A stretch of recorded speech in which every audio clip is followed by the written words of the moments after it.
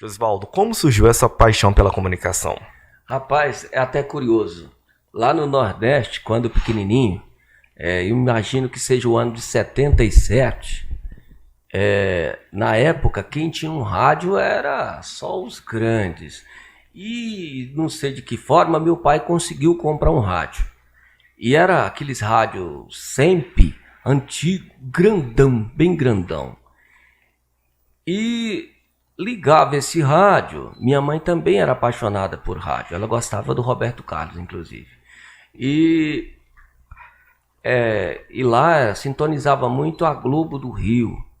Haroldo de Andrade, Paulo Giovanni Show, aqueles programas lá. E aí, um certo dia, o meu irmão, mais velho que eu, acima, ele disse, olha, essa voz que está saindo aqui no rádio é de um cara que está falando lá em São Paulo. Foi a primeira vez que eu escutei a palavra São Paulo.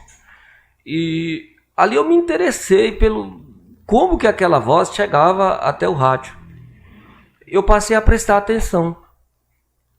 E daí, a minha irmã, a mãe do Clenilton Pires, para quem não sabe, ele é meu sobrinho, ela gostava muito de ouvir o programa Zé Bétio. Esse programa fez história na Rádio Record e Capital de São Paulo, que só pegava na região no período da noite, onde as emissoras AM potencializavam. Inclusive o Zé Bétio é uma grande inspiração para mim também, por incrível que pareça. É o maior de todos os tempos no meu modo de ver. Aí eu me lembro que dormindo assim logo cedinho, ela levantava e começava a preparar o café para aquele monte de irmãos que a gente era, e ela era a única na época de mulher dentre esses tantos irmãos, e ligava o rádio no programa Zé Bétio. E ali até a primeira música que eu tenho lembrança, a música Espinho na Cama, na época com Valderi e Misael. Não era com Trio Parada Dura como a gente está acostumado a ouvir hoje. Essa música tocava. E também depois eu me lembro de ver a minha irmã cantando a música, me parece que das Irmãs Galvão na época, era Beijinho Doce. A partir dali eu me apaixonei pelo rádio. Eu começava um programa de rádio, eu tinha muita dificuldade de sair de perto do rádio.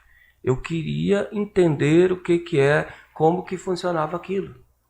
E na época, a música sertaneja naquele tempo só tocava durante a noite. Dizia que música sertaneja não combinava com o sol, só tocava no período que não tivesse o sol. E a partir dali era música internacional, era música da Bossa Nova, MPB, coisa assim. E daí eu fui crescendo com essa paixão, fui crescendo. Assim que a gente veio para Mato Grosso, em 85, aí eu ouvia um rádio do meu irmão. Aqui já começou a pegar outras emissoras de rádio. Sim. Aqui Brasil Central e Anhanguera, ela comandava essa região, e Rádio Nacional da Amazônia comandava essa região. Quando no período da noite aí invertia tudo. Essas que se ouvia de dia desaparecia, entrava as emissoras de São Paulo, Globo Rio, Globo São Paulo, era Record, Capital, Rádio Bandeirantes, e com dificuldade em Confidência de Belo Horizonte, Itatiaia, essas emissoras. E daí eu comprei um aparelhinho de rádio em 86, foi quando começou também minha paixão pelo futebol. Ali começou minha paixão pelo futebol, através do rádio.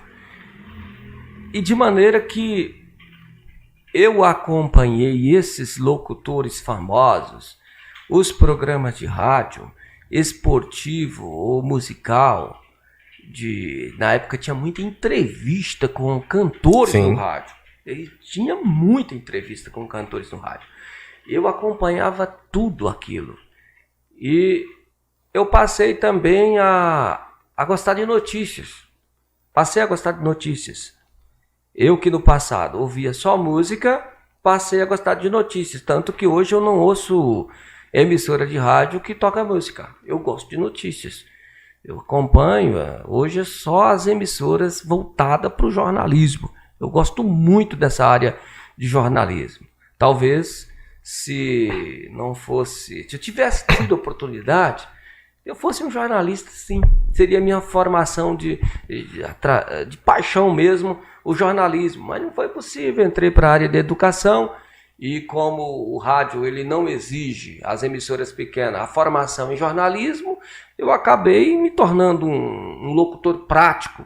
E através de um cara que eu tenho muito a agradecer aquele cara. O J. Francisco, que me deu uma oportunidade, o Chiquito, para muitos, ele me deu uma oportunidade, aquela que define a vida de uma pessoa. Foi através do J. Francisco que eu consegui enxergar o mundo. Sair da área rural, da fazenda, vir para a cidade, estudar um pouco mais. Foi através das oportunidades que ele me deu. Eu tenho meus méritos porque as oportunidades que ele me deu eu agarrei, eu não deixei passar nada. E a partir dessas chances que ele me levou também para o esporte, já que eu gostava muito, eu estou no rádio até hoje, é uma coisa que eu faço por paixão. Eu amo fazer o rádio. Eu não consigo ficar um dia sem ouvir rádio. Eu ouço rádio, eu faço rádio, provavelmente vai ser alguma coisa que eu vou levar pelo resto da vida. Eu acho mágico. Parece que o rádio ele me encanta pela magia de não ter a imagem. Enquanto hoje o pessoal é mais visual, de ver as coisas pela imagem, eu sou de um tempo antigo que eu sou do som, da voz. Eu consigo ouvir uma matéria esportiva, de algum fato jornalístico, eu vou acompanhando aquilo e vou criando as imagens por mim mesmo. Eu gosto do rádio. Até os jogos, né? Até os jogos de futebol, quando é transmitido pelo rádio, passa uma emoção maior do que você assistir pela TV. Os radialistas, os locutores esportivos da rádio, caramba, é espetacular. Eu lembro, eu tenho 33 anos e meu pai tinha um radinho. Então, quando acabava a energia, a gente ficava lá com aquele radinho de pilha lá, escutando rádio. Era maravilhoso. Eu, São Paulino, meu pai palmeirense, principalmente quando jogava São Paulo e Palmeiras. Era uma emoção magnífica. E eu te falei que a minha grande inspiração foi o Zé Bétio, porque meu pai era militar. Meu pai faleceu em 2020. Meu pai era militar, então tinha um radinho de pilha lá e eu ficava escutando. Eu dormia no quarto dos meus pais. E eu acho que por isso que também surgiu a minha paixão pela comunicação. Porque além do rádio, quando era noite eu ficava assistindo o Jornal Nacional. Aí meu pai assinava revista, assinava jornal impresso, principalmente o Popular, lá de Goiânia, do grupo Jaime Câmara. E eu pegava o jornal, deitava no sofá e ficava lendo. Revista eu ficava lendo. Aí minha mãe falou, esse menino vai ser jornalista. Aí eu formei em jornalismo. Então o Zé Bétio foi a minha grande inspiração no rádio. E Josivaldo, faz uma vinheta, agora para Puff, pro podcast. Como seria você fazendo a abertura pro podcast? Rapaz, você me pegou, hein? A vinheta para o podcast. Então tá. Aqui é todos os sábados, né? Todos os sábados. Acompanhe aqui no Mix Agora, todos os sábados, episódios de podcast com Adailson Pereira. Aí, ó. Quem sabe faz ao vivo, cara. É bom, muito bom. Oswaldo, você já trabalhou em quantas emissoras de rádio?